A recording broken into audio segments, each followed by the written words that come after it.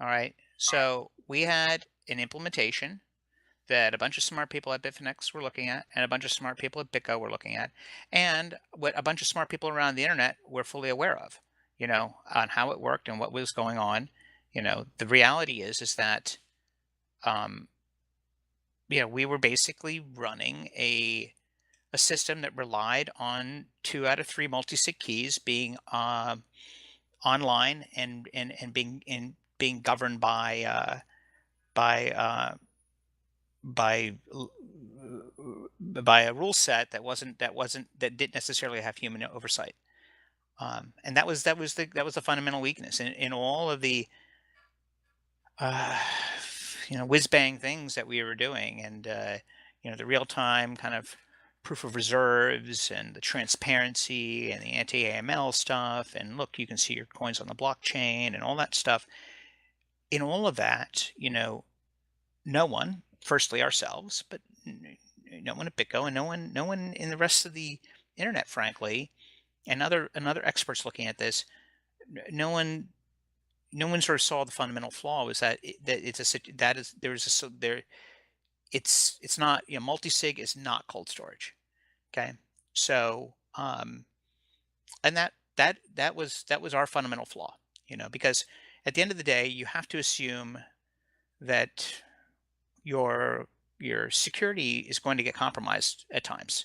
It's going to happen. Every exchange has had security issues, people in there. The question is whether or not, how much damage can they do? So how And many? So you made this massive change to go over to BitGo to handle all of the customer bitcoins. And how many consultants did you pay to audit and look over this? Yeah, before you get into the consultant thing, I want to say, so I've always got the impression that this BitGo implementation, and I don't agree with the appeal to authority that everyone thought it was fine, because it in hindsight it obviously doesn't seem fine, and I don't know if I would have agreed at the time, but I don't know, I didn't review it. But and then also it seems like it was sort of like a hack to get around the CFTC rule. Like it was a reaction, it was a response, and it was a custom implementation of BitGo. It seemed like it was designed and set up to get around the CFTC regulation, as opposed to saying, only for a tiny subset of people that we implemented a custom configuration for in the US. That only held So 75 how bitcoins. so how many consultants did you pay to audit this massive change to go against the industry standard of cold storage for customer funds to going all into BitGo? We obviously had people internally working on it and people at BitGo working on it. I mean, consultants, we did not pay any. I mean, well, all of our employees and many in some way are consultants, I guess, but I don't understand the But question. they're contractors, right? Well, long-term contractors, yeah. Yeah, but so why not get a actual third party? So not one who's directly like a Bitfinex employee You and know not a what? big. Swap, you're right. In retrospect, we should have had a third party. We had a third party. It was called BitGo, That's the whole point of using Oh, them. that's the second party. Well, I mean, it's in terms of not me, somebody else, third party in the colloquial sense. Um, so, the idea was that, yeah, you're right. So we should have. Okay. Yeah, and I think that there. I mean, and the thing is that yeah, we can say yeah, you guys did great on just cleaning up the spilled milk once it was done, but the level of fail in the hack being able to even happen, it just indicates that there's some kind of bigger problem that just hasn't been addressed, some kind of personnel I problems know or I, I've something. I don't I've know. heard this narrative from you many times, and I think that it's very clear. The issue is that we tried to do something new and different. Okay, that we were largely praised for in the process.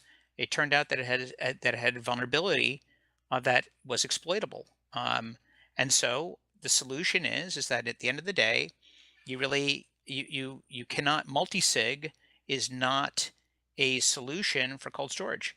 That is the lesson learned, and that is a lesson learned for us, but that's a lesson learned for the industry as well. Okay. See, I think So it's bigger. I think it's bigger than that, and we just disagree. We just disagree on so what is the. it? What is it? What do you want me to fire people? Who do you want me to fire? Swap. I mean, what we don't do you're so completely. I don't want to I get don't think political it's a about question it. of incompetence, okay? Because I think a lot of very competent people were looking at this, okay? A lot of very smart people, a lot of a lot of brilliant engineers were looking very closely at this stuff, and this vulnerability never occurred to anyone, okay? It doesn't mean that it was incompetent, doesn't mean it was grossly negligent, it just means that there was a an oversight, you know, that no one picked up, okay? So it wasn't like it was one person's responsibility and that person failed, okay?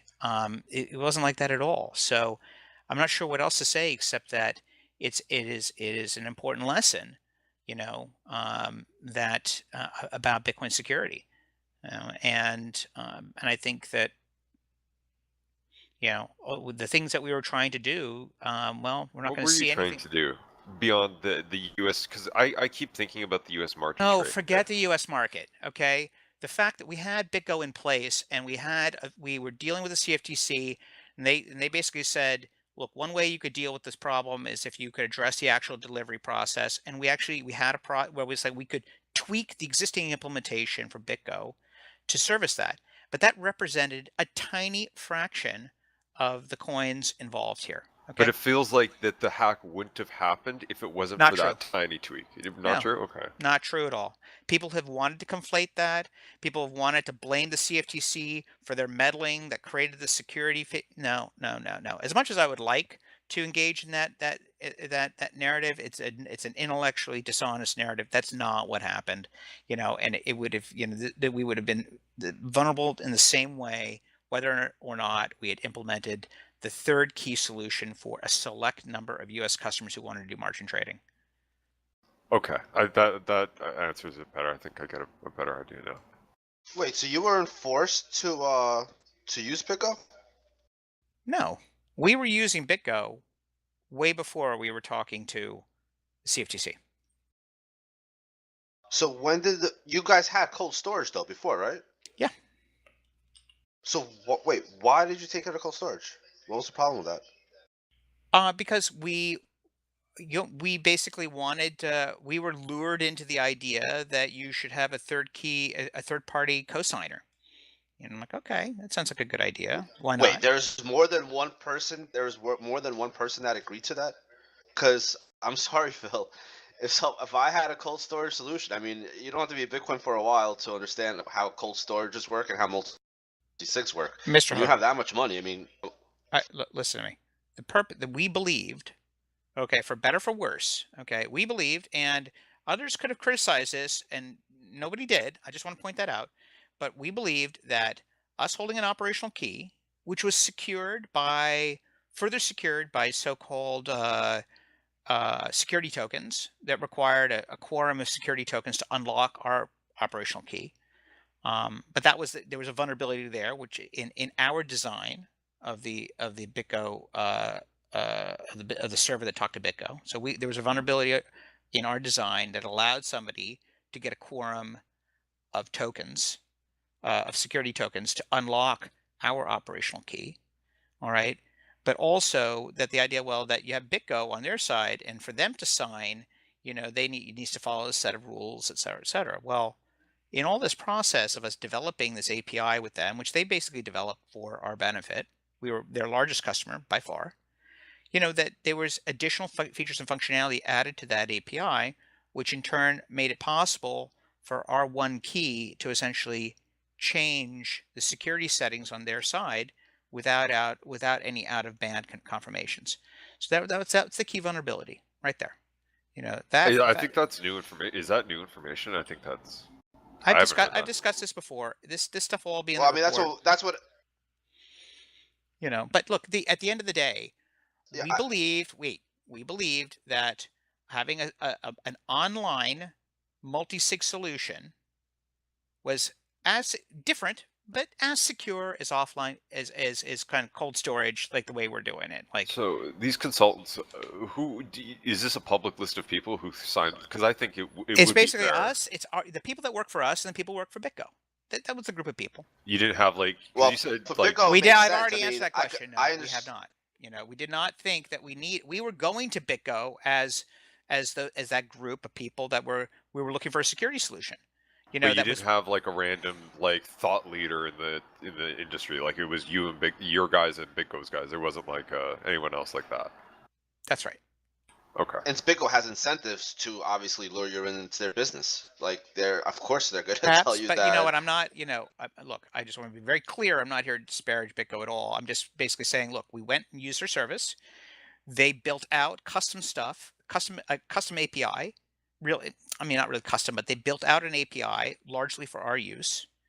And in that process, vulnerabilities were introduced that they did not see and that we did not see, as being a potential problem.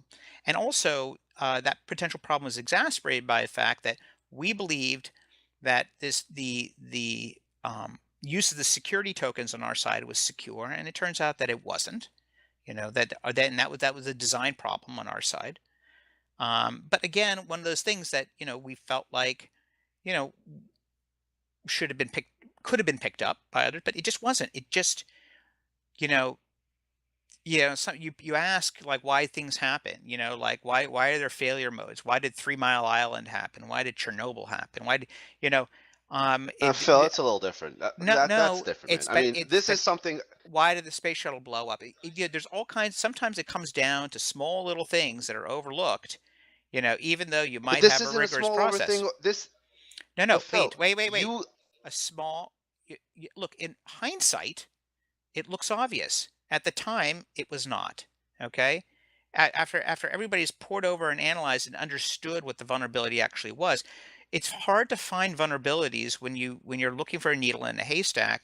But when you find it, you're like, oh, I know exactly where it was. How did You know? somebody else find it then? What's that? How did somebody else find it if you and BitGo didn't find it? Well, I mean, we figured it out once the Bitcoins were stolen. How did somebody else find it though? How did they, like, if you looked This over is- it and BitGo looked over it, and it was like so like hidden and like hard to see, how did somebody else find it? Well, I mean, because they see how we were penetrated. They see how the coins went out. And like, well, how could that have been? Well, I guess it's because of this. Once you have the evidence of a theft, or a vulnerability being exploited, then it's clear what the vulnerability was. But if it wasn't, if you it just it did not Yeah, but occur. I- What do you want me this- to say I hear about it? I what don't you're saying. understand. I understand exactly what you're saying. But say a hack didn't happen. If you were to ask me, what's the difference between cold storage and a multi-sig? I would say to you that if two computers get compromised and two Dude, keys get compromised, we understand that they were different. We understand that they're different. We're not idiots, so okay? why in the world? I'm trying to figure out what was the point of going Because to the multi-sig solution if you weren't forced to do it. that using a third-party key signer in a multi-sig situation, even though all those coins are technically online, we believe that to be as secure, or the security to be comparable for our purposes to traditional cold storage.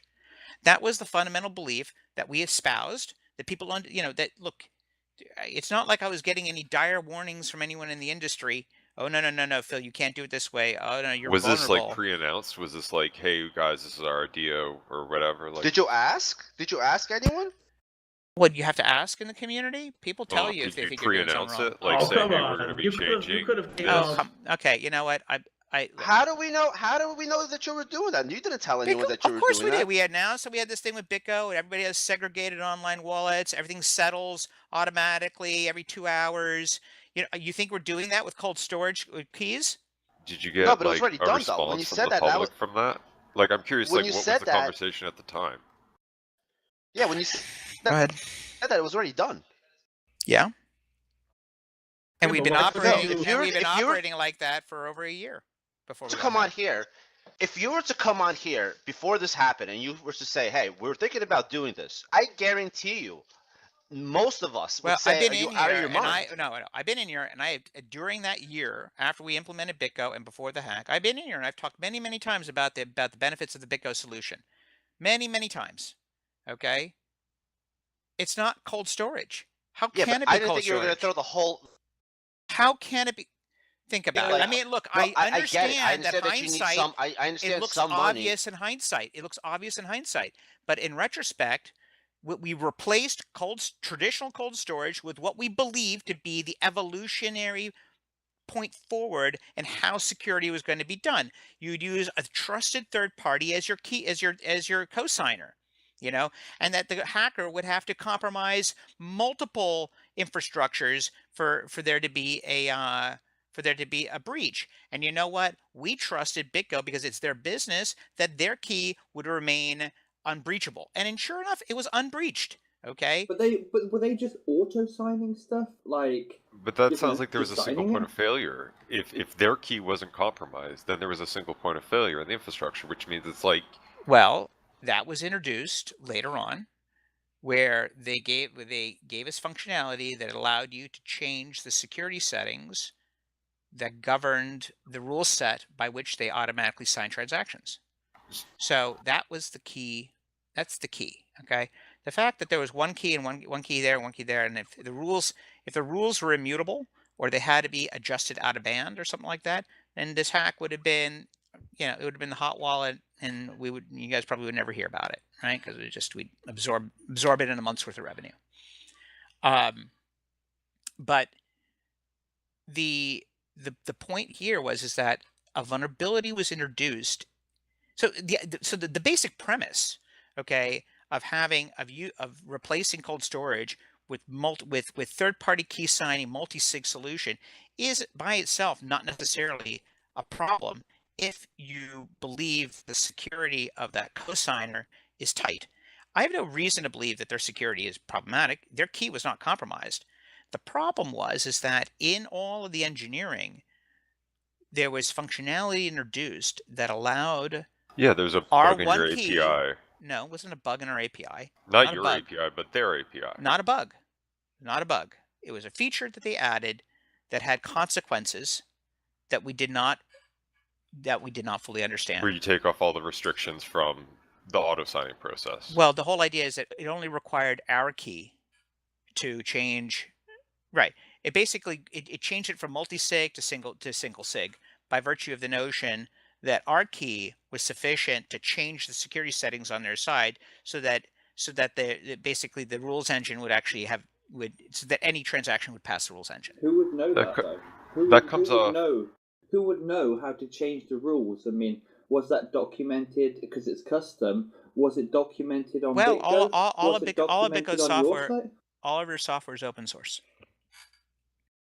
How did the actor get the key? Your key? You guys know that? We don't. We that is something that's been the focus of the security audit. We have strong indications. We have some artifacts, but we don't know the exact way they got in. I mean, it must have been. There's only a couple ways in which it could happen, and we've shut those doors, so to speak. But we still don't know the exact way it happened. That implementation comes off incredibly hacky, like as if you were. That's why I keep thinking about the CFTC. Well, you say that, but that's a great comment for you to make from your standpoint when you know nothing about the code and you know nothing about the development process and you know nothing about the fact that we took a long time to do this, and you don't know anything about what we went through with the CFTC. So you've made a bunch of suppositions are blatantly false about that. And I've tried to correct you. I'm not going to push off the CFTC. I'm just saying that's why it's. What's hacky? What's hacky about it? I don't understand. You just said it. It turns the multi-sig into a single sig. Like we're already away from cold storage now. Now we're on the idea of multi-sig. The idea is that they're trying to add functionality. But if you think about it, if there's a bug, it was ill-conceived functionality. Okay, it should not have been added. Okay, it seems like it's getting around the thing you're trying to do, and that's why I say it comes off hacky. Well, get around what thing that we're trying to do? I mean, it was trying to have secure multi-sig, but instead now you have an API call or that basically just says sign everything. So as long as the server's up and as long as this access gateway for us is up, well, we did not. It's essentially single. We did not. To be clear, we did not see it that way. Okay, so for example, the idea was that we needed the ability. Okay, so every account, when an account gets created up, a certain velocity limits are set on it. Like a new account can only do 50 Bitcoins in 24 hours withdrawal. And then when we said, well, no, we need to have different templates, right? We need a level 1, level 2, level 3. So they set up the templates on their side. And then we can upgrade an account from level 1 to level 2 to level 3, which allows, say, different amounts of Bitcoins velocity of Bitcoins in and out over some period of time. So in order for us to change somebody from level 1 to level 2, it requires two security tokens on our side, and or a quorum of 2 to unlock to sign the message on our side, to go back over to them to say, okay, change the security template for this account. So that's where it started in terms of having the API allow us to change certain security features. Well, turns out that there was the ability was introduced to be able to change certain, like the global velocity limits. And that was really what happened at the end, is that they took advantage of that to basically circumvent, any security on the BitGo side. So BitGo was blindly signing because because they'd received instructions from us, i.e. the hacker, to change the security settings. And that was a flaw. That should never have happened. So if we take a step back and we say, okay, if that flaw was not introduced, okay, is a third-party multi-sig signing solution like that, is that still problematic? And I would say, well, on the face of it, well, I mean, if it's well designed, then no. But the problem that I'm realizing now is that I have no way of knowing that it's well designed. It's like, that's the problem, is I don't know. Maybe we were vulnerable to other things because both keys are technically online. Ours is online, could be unlocked online, and theirs is online, subject to a rules engine. So, there is, it's theoretically, even though unlikely, it's still theoretically vulnerable in a way in which, offline cold storage isn't, or HSM based, multi-sig. It's like, that's what we use, treasures now to sign multi-sig transactions, and But it's where and did the and where that did the motivation even come in the start to make this decision to go away from cold storage? Like, why? What benefit was there even to go on this several experiment with BitGo? there were several things. Okay, go ahead. Okay, so one of them is that we wanted to create transparency. So we wanted to be able to show you your Bitcoins on the blockchain. So if you bought Bitcoins and they were sitting in your account, we would want every couple hours we were settling everything on blockchain, which costs a lot of money, by the way, in terms of mining fees. But we wanted it so that you can go online and you can see that your Bitcoins are there, right? That in a segregated wallet. And so that it was basically, we were settling all your transactions to the blockchain.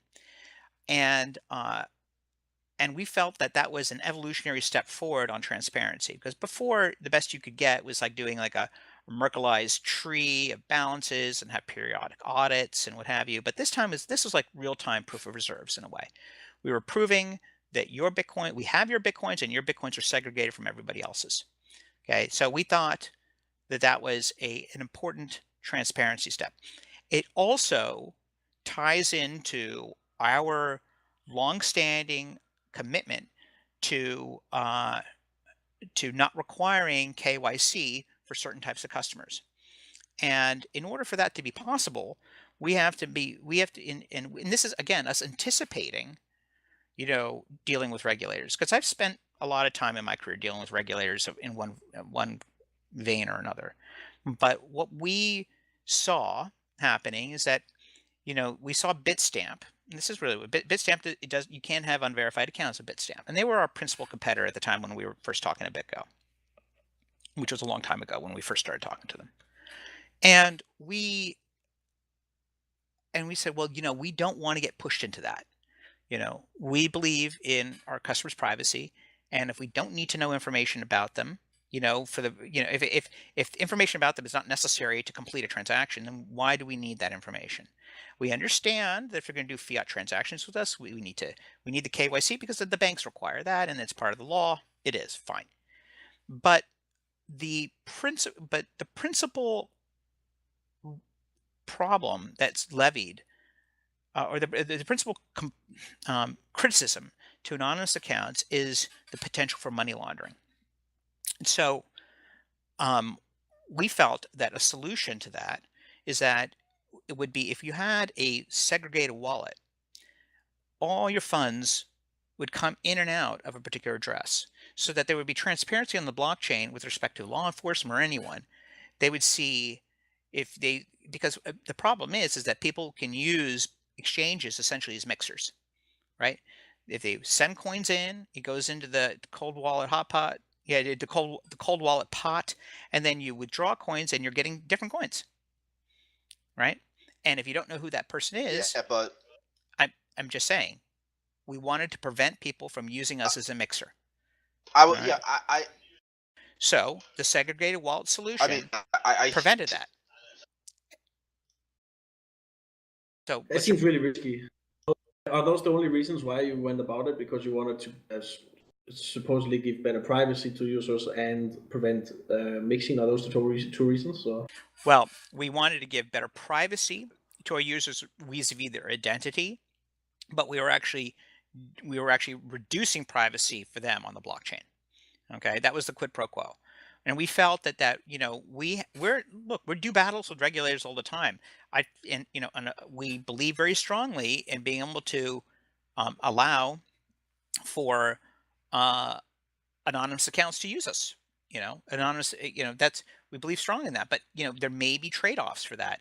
And one trade-off that we perceived was that if we had segregated wallets, there would be no chance of people being able to launder their bitcoins through us. So because bitcoins would come in through an address and be emitted through the same address, and the only difference over time might be P&L. All right. So that we felt like was a strong argument. We just, at the end of the day, we perceived there to be a threat from regulation on this front. Certainly after what happened with Bitstamp, and that was a while ago. But that was in the forefront of our minds at the time. And we felt that this would make us, we would not be the low-hanging fruit anymore with respect to regulators trying to make trying to drive this point home on KYC. So regarding the This is privacy, the hold on, regulatory thing. Bob, stop. Regarding the privacy thing, don't you have law enforcement contacts that sometimes periodically ask you for information Sure. without a court order that you give them, right? No. The way it works is that we have law enforcement get in touch with us all the time. They ask us, the problem is that so the way we do it now, and I think this works for other exchanges too, but we'll be approached, say, hey, we're looking for information on these 5 addresses. Are they your deposit addresses? Do you have any information on it? And what we would do is we'll say, yes, we have information. You have to go through process to get it. So we wait for the subpoena, which we invariably get, and then we comply with the subpoena. So, but if sometimes they're verified accounts, and we turn over the information we have, but many times they're not verified accounts, and we just say, well, we don't know who it is, but this is the email that's associated with the account, and here's the trades they did. This is the money that came in and out. Here are the transactions they did, and that's it. And then so you never give information to any law enforcement agents, no FBI, nothing, without a subpoena or other court order? Correct. What we will do is we will tell them whether or not we have information, because it's very painful and expensive to have to go through subpoenas if you don't think there's any information there, right? So oftentimes they're going on a fishing expedition. They're asking all the exchanges the same question. And if we happen to have the information, yeah, we'll tell them, yes, we do have information on these guys, but we can't release it, without proper due process. Phil, I got a question. I get like a couple of years ago, fine, I would buy the whole thing with the mixing and with the exchanges, but now with all these tools that with blockchain analysis, it doesn't take much work to put the addresses together. So if somebody really is trying to hide coins, he's not going to use an exchange as a mixer. Actually, you'd be surprised. A mixer, an exchange, a big, deep exchange that's got huge cold wallets, is actually one of the best ways to mix your coins. Yeah, but mixing coins with other Bitcoins is not. It's been already proven that it's just not. It's not possible. You're gonna get blockchain analysis will crack that. You have to go Yeah, from chain to no, chain. blockchain analysis will not crack that, but law enforcement analysis of an exchange will, right? So what they'll see, because that's the problem. Once coins hit an exchange with a commingled cold wallet, um, that is near perfect mixing, because your 50 bitcoins goes into 100,000 bitcoins, and whenever you take those 50 bitcoins back out, you're getting completely different bitcoins.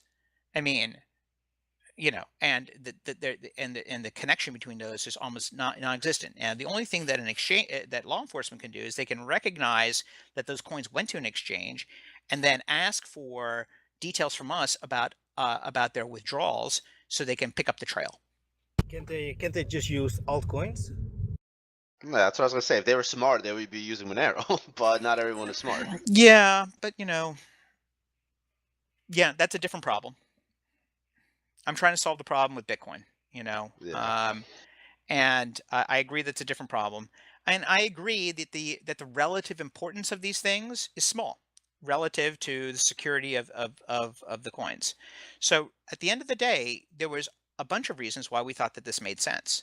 Okay. And that's it. I mean, and not to mention, of course, that we also felt that there was another reason why to use BitGo, which actually had to do with the hot wallet. Using BitGo as a hot wallet was great because we had a situation where we did get hacked right before we finished our implementation with BitGo, ironically enough, um, where our hot wallet got hacked. And so the problem with that, it was somebody got in, got the keys, and the problem is that if anybody in the future that deposits money to that wallet, we're constantly still running a job trying to sweep that stuff out. But the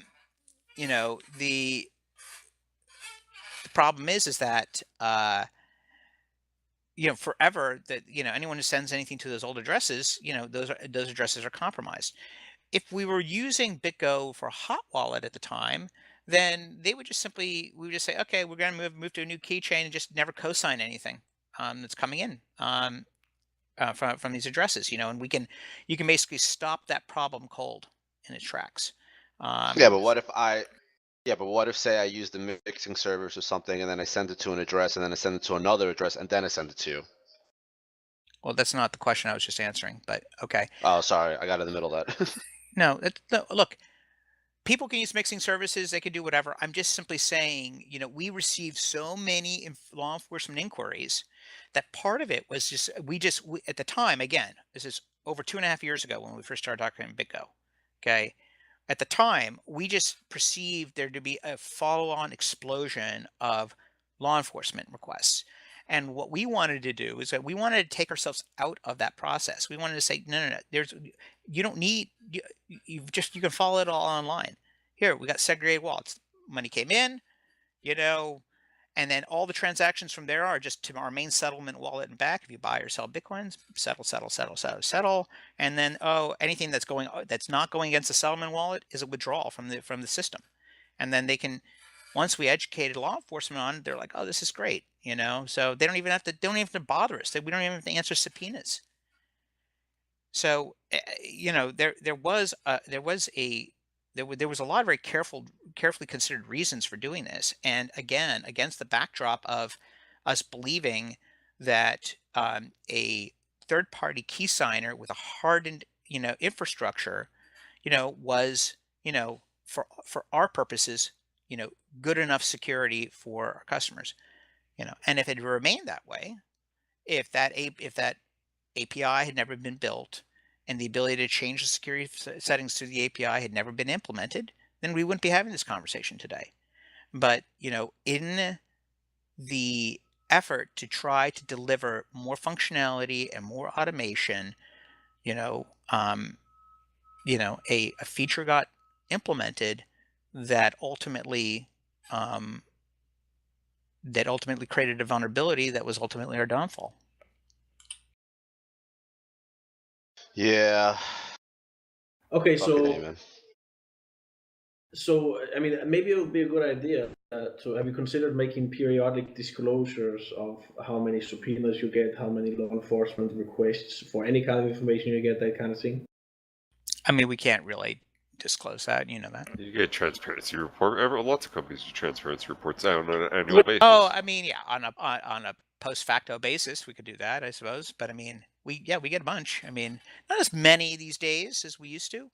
But I mean, there was a time. You know what it is that there was a time when law enforcement didn't really know how to look, didn't know how to really do anything themselves. Now they've got all the chain analysis tools. They've got specialists now, and when we hear from people, they're 90% of the time they're asking us for information that they already know that there are addresses. They know that we have info on it. So they've been doing their due diligence. So we're getting fewer requests, but they're more targeted.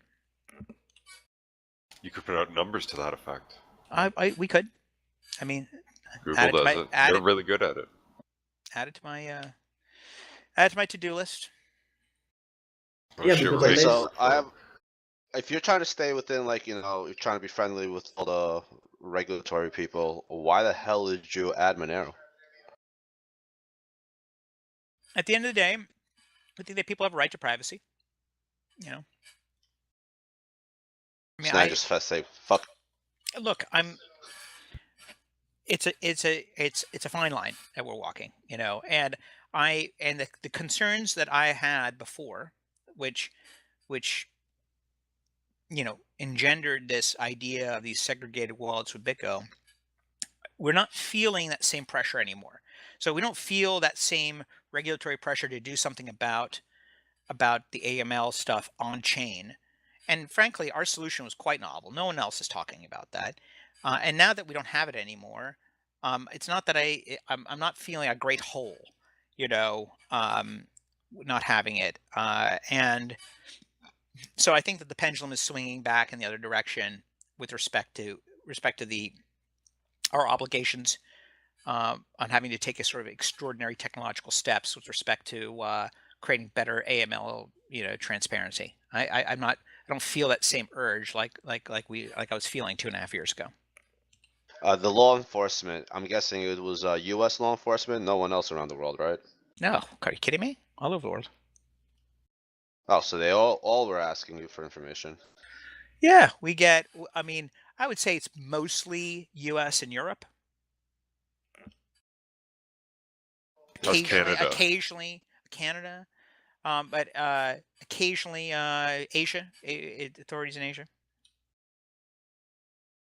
Are you allowed to disclose this information?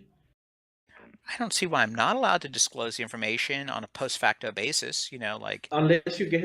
Unless you get like a national security letter, like the guy that Lava got, that tells you that you may not tell anybody that you even received this order. Like, of course you're allowed to talk publicly No. about. I think that we can offer aggregate statistics. We might be able to say we received X number of inquiries, X number of subpoenas. X number fulfilled. Like, I think that's important. Fulfilled versus not fulfilled. We fulfill all subpoenas. Well, like how many requests you get versus how many requests actually get a follow-up subpoena. Like, yeah, okay. You know what? All that's useful, but there's a lot of data that would have to be tracked and looked at and what have you. And as nice that information would be to have, I don't have the bandwidth to put that together. So, it's I made a note here, add it to my list, but I would not expect those types of statistics anytime soon.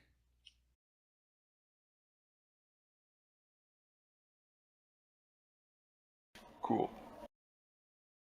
Well, I know that you're saying that the CFTC didn't have much decision with this, but it still had to do with law enforcement and not wanting to deal with that shit. So I still blame it on the state. Okay. Well, you said like a lot of it was, maybe it wasn't CFTC because obviously BitGo had We were before CFTC. No. Let me be clear. With respect to the idea of the segregated wallet and being able to use that as kind of and to kind of thwart the use of us as a mixer, that was us trying to anticipate, a need. Okay. What we were seeing back in, gosh, when was this? early 2014, I guess, is when we started first talking to BitGo, when they first kind of got their thing off the ground. And we were anticipating, we were just getting a shit ton of law enforcement requests at the time. And like I said, we've gotten much less now, and they're much more targeted. But we were, and also Bitstamp stopped taking anonymous customers, right? And that happened at mid 2014 or something like that. It was around then when we were just like, wait a second, are we going to follow suit here? And we were not getting any pressure to do so. There was the Bitstamp has a very particular setup that kind of required them to do that. But we were just trying to anticipate regulatory pressure coming in. And then people remember the bit license was happening and other things. I mean, we were trying to get ahead of the curve, frankly, on this, and trying to use, and a lot of brainstorming between us and BitGo on how we can leverage that technology to be able to serve other ends, not just not just a security issue, but a transparency issue, because that was also a big one, right after Gox. Everybody was talking about transparency and audits, and so we did a proof of reserves audit. So did Kraken. But those are a headache to do, and they're only periodic, right? We were like, what's better than that? Well, what if what if people could see their Bitcoins on the blockchain? So we were, I'm sorry, we were seduced, okay, by that possibility. So yeah. Yeah. So basically, Phil, what Mr. Hall, what Phil is saying is, don't blame the state, blame Bitfinex. They unnecessarily put customer funds in this experimental BitGo scheme, and that's what fucked it, not the state. Look, it was our mistake to. Yeah, I mean, look, it's our fault. Of course it is. Obviously, you have Ledger Labs now, but for big, like, conceptual ideas like this hot wallet thing, I would like the idea of, like, a request for comment. Like, I don't know, like, we should be relying on security through obscurity and stuff like that. We should, like, have a conversation about it, maybe. Well, I've conversed about it in here many times. We have many announcements and blog posts about it. I mean, and did you get feedback? Did you get criticism? Was that considered? Not really. We did not. I mean, and I talk to all kinds of core people all the time, and other people. There was nobody. And again, the fundamentally, it's a secure solution. The problem is the introduction of I wouldn't agree with that. Like, I would think that you would always need a human in the loop, and the idea of having a key on a server that has a that's script. the point. That's the point. You should have a human in the loop when you talk about changing security settings. Okay, so fundamentally, before the API allowed us to make these security changes, okay. I don't necessarily agree with that. I'm not gonna. You have a script, like there could be a bug in the access control, like there could be a bug anywhere in that code. I agree. In retrospect, even if that did not occur, I now understand. Even without that vulnerability, I even now understand the problem is that other unknown vulnerabilities could occur. Right? There could be another bug in the code that creates some kind of unhandled exception. Which is the entire idea of a cold wallet. Like that's why people do that. No, right. So I am telling you, yes, our fault. We thought that we could equate one for the other, and that's just simply not the case. And I know everybody wants to say, pointed out if you were to have said, "Hey, this is our new implementation." And we did say this is our new implementation, and no one said a fucking thing. Okay. Okay, Bob. Oh, but you could have been a lot more public about it. We were public about it. Swap. We were public about it. I would talk about it all. He did say no, he did. No, he was the time. He did say it. I remember. Maybe it was before your time in here, but I was in here all the time talking about it. Okay, and we had blog posts about it, and we've and BitGo was running around talking about it and advertising it and trying to sell the solution to other exchanges. It was before my time. I don't know. Oh my god, transparency! It's all there. Yeah, I thought it was a great idea too, but I didn't think that the entire fucking all the money is going to be on there. I thought it was just going to be for the. Well, wait. Okay, then I understand that, but how can it be possible to see all your Bitcoins on the blockchain if all the Bitcoins are not in there?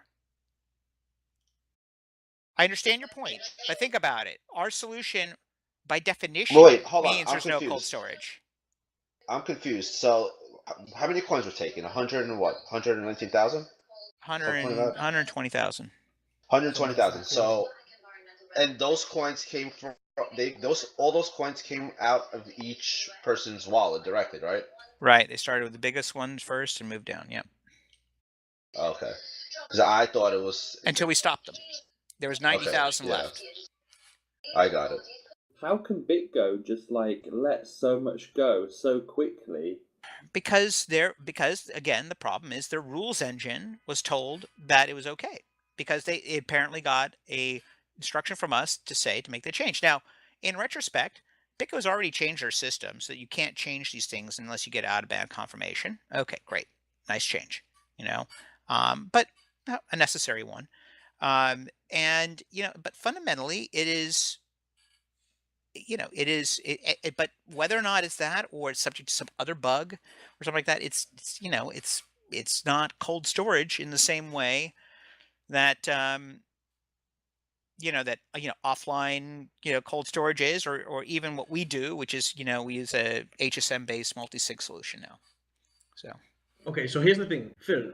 Obviously, I was here a year and a half ago when you were implementing it, and all you guys did was say, BitGo's fucking amazing, this is unhackable, all your I would sit tasks and here, addresses are segregated. go into You great didn't give a detail. technical overview. I would go into How great can we properly detail criticize? about what. How can anyone publicly criticize it if you don't publicly make a Well, technical it was breakdown of publicly what the new system obvious. is? It was publicly obvious that it wasn't in a cold wallet.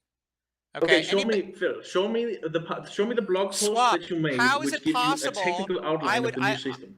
Swap, I would be in here all the time, and I would say, and everybody that can verify their balance on the blockchain, how would that be possible if we weren't using cold storage?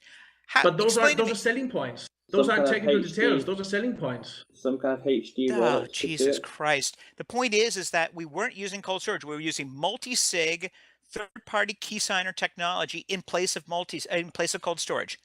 That's what we were doing. So why didn't you make a nice public appeal to everybody saying this is our massive change where we are no longer using the industry standard? You didn't do that. Well, we didn't use that terminology, but we said what we were doing. But no one, no one thought through the consequences. Swap. I'm not blaming anyone else except ourselves, but I'm just pointing out it's not as if there was pitchforks at our door saying no, don't do this. Okay, there was silence, and we were very clear about what we were doing. This was everybody had segregated wallets, and we were settling all of their transactions to the blockchain multiple times a day. Okay, that's not possible if it's in cold storage. It's just not possible. Okay, so whether or not somebody made the inferences or not, the point is that everybody was asleep at the wheel on this one. Okay, in a sense. All right, we thought we had a secure solution. A vulnerability got introduced. We did not understand the consequences of that new feature, which was the heart of the vulnerability. We did not, BitGo did not, and somebody took advantage of that, and that's basically what happened. Okay, but to say that nobody knew that this stuff was in segregated wallets and it was basically online is complete bullshit. If anybody who cared, you guys focused only on selling points instead of overall. It's not. Of course we're focusing on selling points, but the point is that we replaced cold storage with online multi-sig solution with a secure third-party key signer, and it was secure until this API change was made. Okay. I just wanted to say, I think the point Swap is making is that people weren't able to criticize how good the solution was because nobody really understood how the solution worked. So yeah, exactly. And but wait a second. But the solution was moving coins around on the blockchain all the time. Bitfinex and trust in them that they had done due diligence in the new process. Yeah, I mean, there's two ways that it could have been done. The one is you could have made a nice little technical outline of the whole system and go public and say, guys, we don't want to use cold storage anymore, and this is how our new system is going to look with BitGo. Instead of just, it's a multi-sig and using all these buzzwords. And I know BitGo has a big role in the whole fuck up as well. Trust me, I know that. But you could have done that, or you could have just at least gotten like a third-party security audit. If you didn't want to be so public Okay, about the details, so I get agree. Antonopoulos to look at I it or whatever. agree. I agree that we should have used a third-party security audit. Okay, realize at the time, and again, this is just the psychology of what was going on, is that at the time we thought we were using a third party, i.e., we were going to BitGo. Okay, but in retrospect, you are correct. We should have But used again, swap. You are right. We should have used another security firm to audit the whole solution, and a constant audit, because they could have, if they audited the initial solution, they may have said, okay, this looks fine. And it wasn't until the API call was introduced that we actually had, a real hole in that. Okay.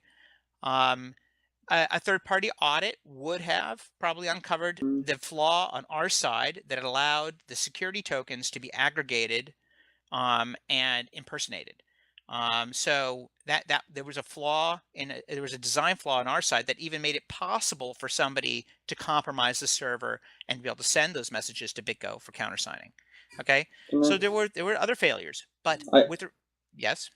I genuinely believe that at the other end, because when you sign multisig, you speak to Giancarlo and Lala. Oh look, we need to recredit the hot wallet with another 2,000 bitcoins. Are we okay? Yeah, sign. And I thought that you would basically outsource some part of that to BitGo, and there were some humans on the other end at BitGo that were because the amount of money at stake, you would think that there would be a human sat there basically watching it 24/7. And but really, if people would have known it was just completely blindly just signing anything you sent over, well, within the rule set, okay, but it's still, if they got access to it, they could still just thrash the whole account thing. Then I think people would have been a lot more like, whoa, it's multisig, but hey, the third party is just blindly signing anything you send over to it. So they don't what good blindly is it? sign. They have a rules engine. It's just that toward the very end, they introduced functionality that allowed us to change the rules from our side. But even with the Okay, rules engine, if they would have iterated through the accounts and stripped out as much as possible from every account, it still would have been a decimating blow. No, that would have been much. Well, I mean, look, the thing is, it would have been a completely different order of magnitude of a problem, much less. But I think that the issue here, at the end of the day, is that you're right. I don't want to get into what we believed and didn't believe about BitGo at the time, but I just think that their systems operated the way they were designed to operate. Okay, they've made that statement. I can say yes, that's true, but How did BitGo there was not a have design hard limits? flaw from our perspective and their perspective, I think, that allowed for this type of thing to occur in the first place. I don't know what else to say except that, if people thought we were using cold storage, then they just, I don't know why you would come to that conclusion. We were pretty clear that we'd moved to No, I this thought it new. was better than cold storage. Well, that's what we I thought. thought yeah, that's what it was sold at.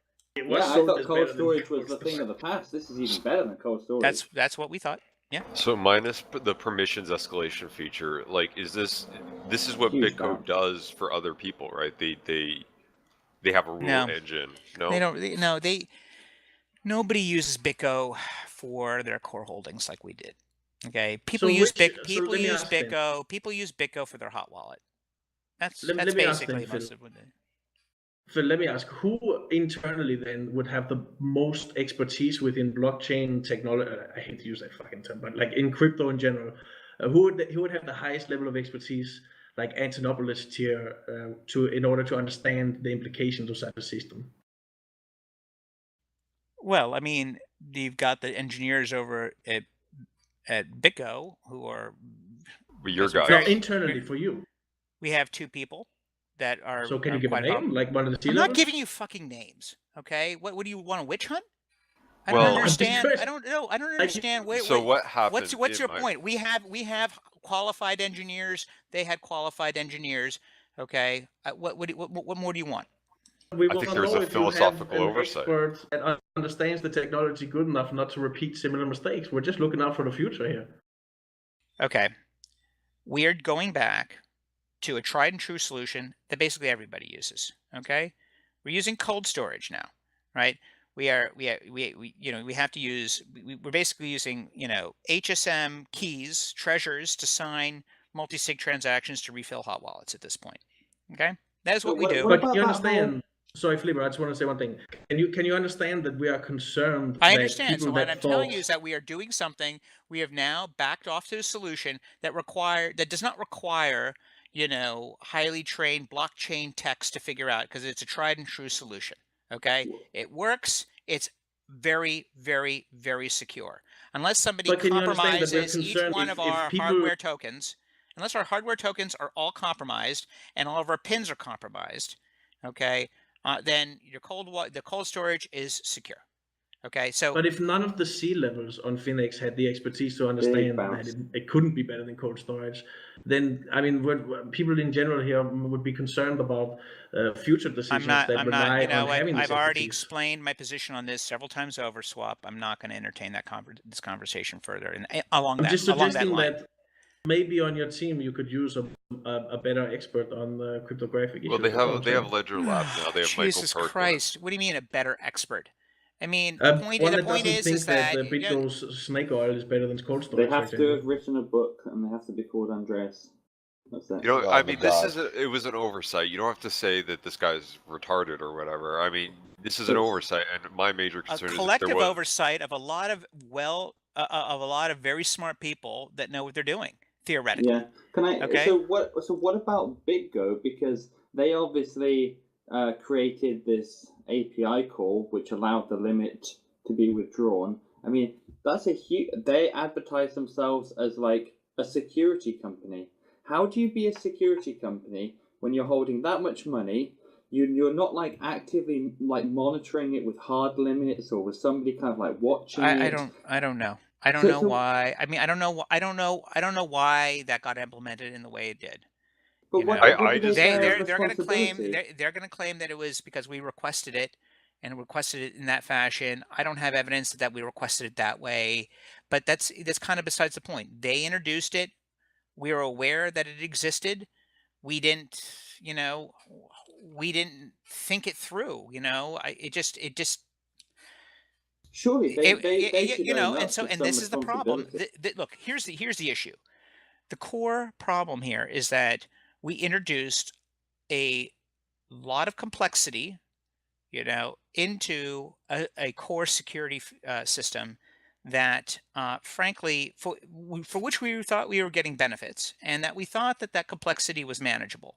At the end of the day, what we learned is that the complexity is, despite how smart and knowledgeable the people in the room are, that it's not worth it to try to validate that complexity for what in retrospect seems like benefits that aren't worth it, relative to the potential security issues. So when I say we're going back to tried and true, we're going back to a solution that everybody, lots of people in the industry use. I don't know if they use Okay, exactly our yeah. solution, but it is secure. Now, is our hot wallet secure? I don't know. I mean, I suppose that could get raided, but we don't keep a lot It's in the hot always wallet. vulnerable, isn't it? Look, everybody's vulnerable for that. So what about moving forward then? Okay, all that shit's happened. Tokens Moving outstanding. forward, I can't see how we could possibly be hacked at this point. Tokens outstanding, because I read somewhere you said they'll be gone soonish. Hashtag. What's that? I read somewhere that you said in here tokens would be gone, quote, soonish. I mean, I'm saying Carpella's soonish. Yeah, But well, look, we've already half the tokens are already redeemed or converted. Okay. We're having some very strong results right now, so we're proving to the marketplace that we're not dead and buried and going away. So we're still clearly an important part of the ecosystem. So the business is viable, and that's being proven out every day. And then I think that so we're pretty confident that with our recent results and with some volatility, and if we get back up to the ATH and we see the volatility and we see that as volatility goes up, our percentage of the marketplace goes up bigger and gets bigger and bigger. We're not going to have a problem converting the rest of these tokens. Those tokens will get bought up, they'll get converted. We're talking to outside investors who are interested in coming in and buying them up. So I think that if we continue to see the types of activity we've been seeing in the last couple of weeks, and that continues for the first quarter, I think that those tokens are gone by the end of the quarter. Okay, but and if we have modest levels of activity based upon where we are right now, I have a hard time believing that those tokens are going to exist past 2017. That is my personal belief. But the wind is to our back on this. So that's I think that's I think a likely outcome is that they won't persist past 2017. The one scenario in which they do is that, let's say we get to April or May and we still have, like, I don't know, 10 million, 15 million tokens outstanding, and business is really good. We may just shut down conversions and just pay it out, out of earnings, because we think we're going to do that within a year, So it means that maybe they persist past 2017, but not much past that. Phil, so going forward, Bitfinex has an understanding that in consideration of the majority of their Bitcoins, they need to have a human in the loop. Like, that's like critical and fundamental. Like, I disagree that they just had this just one feature that broke it. Like, I disagree with the concept that they have a server that has a script that signs stuff regardless of the permission layers between that. There's so many like things that can go wrong, and obviously did go wrong. Look, now that we understand what that vulnerability was, it is now clear to me that there's so many other things that can go wrong. Okay, it just didn't seem that way to us at the time, and to a lot of other smart people around us. But going forward, you guys, you need a human, right? Are you fucking really asking me that question right now? I don't. Are you really? I mean, yes, of course. We are now doing multi-sig via Treasure wallets, where we're basically signing fucking multi-sig transactions to refill our cold wallets every day. Yeah, the reason refill our hot wallets every day. Okay. Yes, which is what we were doing before. Okay. I don't mean to be anything. It's just you keep playing. You keep saying it's just this feature, and it's not the feature. It's like the whole idea at affiliate. It's like I've already a security guy acknowledged that several times, Bob. Okay. I've acknowledged that several times already. Yes. Not only was that vulnerability, should we highlighted the fact that fundamentally this is a vulnerable system. It may have been not vulnerable from the standpoint from a certain point of view, from a code audit standpoint, oh, this looks really tight. But theoretically, a system that's being upgraded and changed, and an open source platform. Also, let's not forget that, it's an open source platform. So anybody with ill intent could actually study that platform. And so the other conclusion I've reached is that when it comes to security software, I'm thinking closed source may be better than open source. Oh, that I don't agree with. I mean, the fact that everyone can audit it and it doesn't get broken, that's a good thing. Also, the fact that an attacker can study it in great depth, I don't know. I mean, I'm not convinced either way, but it does bring up that question in my mind. Jeff, I want to address your point about the report not being out there. You say it's a huge red flag. I can tell you, I wouldn't consider it a red flag. There are very good reasons why we haven't released it yet, and it's really about trying to make this complete. And it's more complicated than you might think. And it's an ongoing. There's part of an ongoing investigation too. So there are complexities to this. We're trying to get it out there as soon as possible. That's really, Well, and I think this conversation in general, I think emphasizes the need for this report, and what you're perceiving as hostility from people is really just a demand for not foreclosure. I understand that. For closure. I understand that, but so that they can move on. You can only ask questions, but when you ask the same question from a slightly different angle every time, when I'm answering it to the best of my ability. Look, I here's the other thing too. People want accountability, and I understand that. This happened. This was our fault. Okay. It happened. It was our fault. We understand that. We are owning up to that. And we are trying to do the best we can for our customers going forward. What I can tell you is that this type of thing cannot happen again, because we are no longer exposed to the, we're no longer in a situation where we're dealing with online keys in our cold storage. Okay. We're just not. And yes, is our hot wallet at risk? Yeah. Could we be hacked again somehow? Yeah, I suppose. But the whole idea is to minimize that impact. And if our hot wallet got raided again, maybe we lose half a month's worth of revenue. Okay, and that's how it used to be. And it's inconvenient, but I will do anything. Inconvenience is not an issue for us when it comes to security. We thought that we could get something better with the BitGo stuff, and we thought that we could advance the state of the art down the road. That we would create the new model for the. But I guess that was, we were wrong. We were wrong. But what I can say is that what we're doing today is secure. And we've been audited to that effect, and that is also part of the report. So it is. I'm not, if people want heads to roll, they're not going to see heads rolling. So, that I'm sorry, I'm going to have to disappoint. But outside of that, we're doing everything we can to regain the public trust, and continue to advance our business plan down the field. I'm okay with naming and shaming people for signing off on bad ideas. I signed off on it. Jean-Carlos signed off on it. Our CTO, who is extremely, extremely knowledgeable, signed off on it. All the people at BitGo thought this was a great idea. They wanted it. We were developing this with them with the idea of co-marketing this as a solution. Okay, so this is not like a one-off thing that they were just doing for us. We were trying to build something together. So it's extremely shocking realization for us all to come to. But at the heart of it, there was the flaw that was introduced. But as Bob, as you point out, I agree with you. Overall, any solution where two keys are online and can be no matter what kind of sort of digital fortress you erect around them, it's still theoretically vulnerable. And I agree. And so that is why we're not going to move back to a modified solution. We're going to stick with cold storage. Okay, back to the issue before that you said that's not really related about whether open source is more safe or secure versus closed source.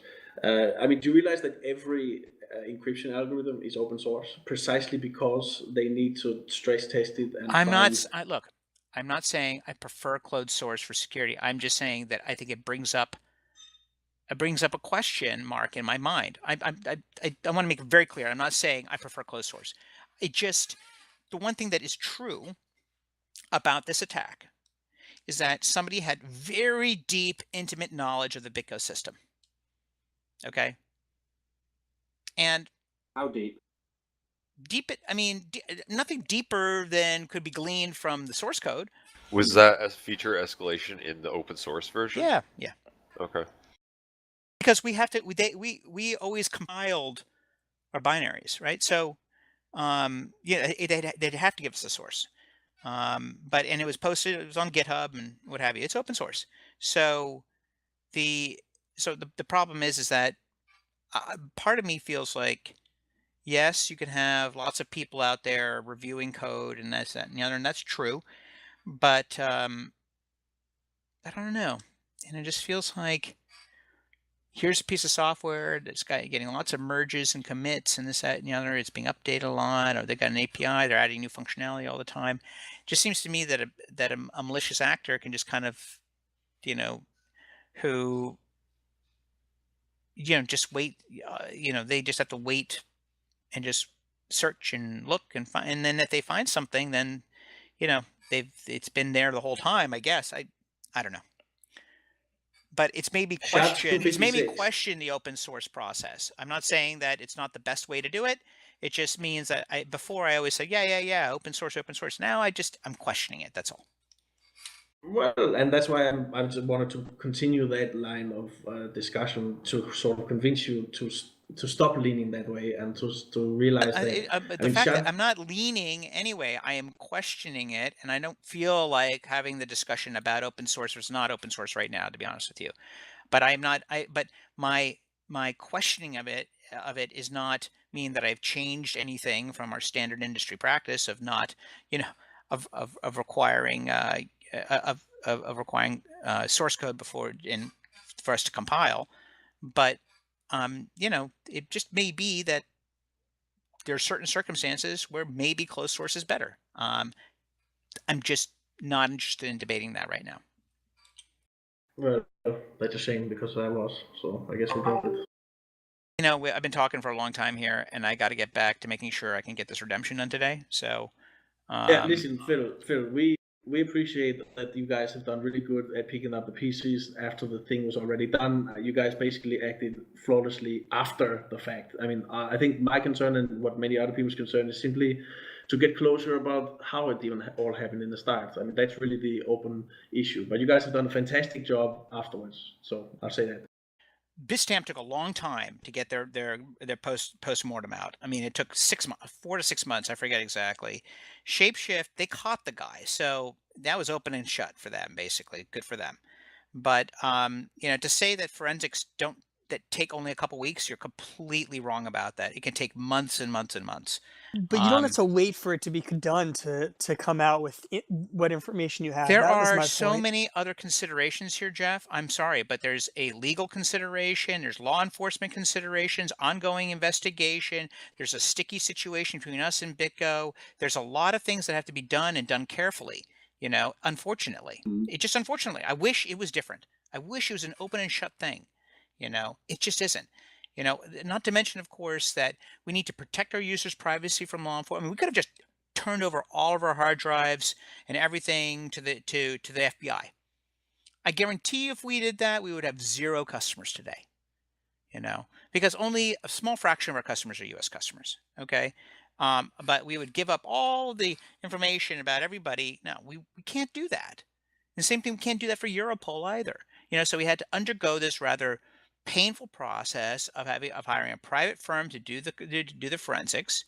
We want to make sure that the reports are complete, that they're accurate, that they're useful, informative, and and that's it. And it's not clear exactly how to do this, which is also why we brought in an outside set of eyes to help us figure out, okay, what's the proper way in which to release this information? What do we need to redact? Because we have to redact certain things because of an ongoing investigation. There's a bunch of things here. Not to mention, of course, we're really busy also trying to run an exchange. We just had the holiday period, which also kills productivity because people are taking vacation, this, that, and the other thing. We're busy trying to redeem these tokens, raise money, trying to get this business. There are a lot of things that are competing for everybody's attention. I understand people want this information. Unfortunately, I don't, people are going to get it. And I just don't think there's no tablets from the mountain coming down here, guys. It's a pretty ho-hum thing, but we have to cross T's and dot our I's in such a way that we don't create further problems for ourselves, and that you guys, the public, are going to have something that's useful and presumably satisfactory. So I just leave it at that. And the point is that these reports do take a long time. Bitstamp took a long time. I think it was like 6 months before we really got the final thing out of them, and of course, they had the vector, right? They knew exactly how it happened, and good for them. Makes them feel. I'm sure they feel better about that. But anyway, I just wanted to correct that misconception. Phil, can you clarify? I was confused. Was Bitfinex aware that the BitGo implementation did not have like a human there? I'm not really sure how much. What was that? Did you guys know? We were aware that we were working with a rules engine. Okay. Okay. We believed that there were certain global hard limits that were immutable. At least I believed that. I was surprised that there was no global limit. That this was somehow that anything was possible through the API. That I did not understand personally. Okay, I So, cannot and there speak for was other no people. like person. They didn't have like a series of private keys that they had to swap in a private key every once in a while. And, like, I don't know. No, their whole system's online and Yeah. automated. But they certainly now have hard stops in there where there's certain things that have to be, have to be approved out of So, band by humans. But so, we knew that we were dealing with an automated system. Is the answer. so, I just so, didn't realize how much we could do with that automated system.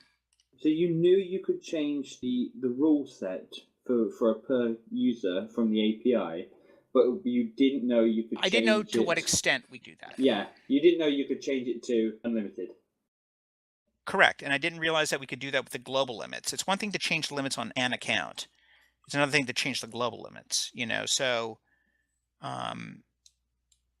yeah, so that's it. Now, unfortunately I really do have to go, guys, but I will Okay. try to check Thanks, in Phil. later. Bye.